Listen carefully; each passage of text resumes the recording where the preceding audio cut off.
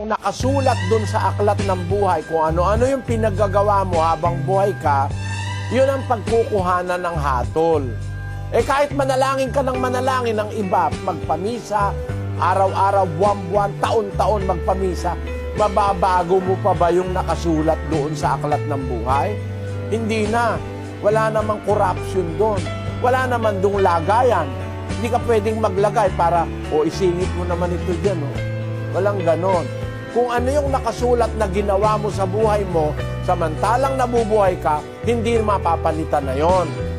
Yung ngayon ang pagbabatayan ng hatol, o ano pa magagawa ng panalangin o ng dasal.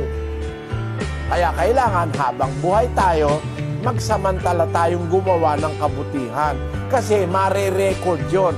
Pagdating ngayon ng paghuhukom, yung lahat ng kabutihang ginawa mo, yun ang gagantihan ng Diyos sa'yo para maging dapat ka sa Diyos o maligtas ka. Pero kung ang nakasulat doon, araw ng Lunes ng babae ka, araw ng Miyerkules naglasing ka, araw ng Huwebes binugbog mo yung asawa mo, tapos nagdrag ka nung Biyernes, tapos Linggo pumunta ka sa simbahan, saka ka nagkulos-kulos, mas marami yung pinaggagawa mo kawalangyaan, hindi na mababago ng misa yon. Hindi na mababago yun ng dasal ng mga tao kahit ilang pung taong ka pang ipagdasal. Kasi sabi nga ng Biblia, nakarecord na yun sa aklat ng buhay.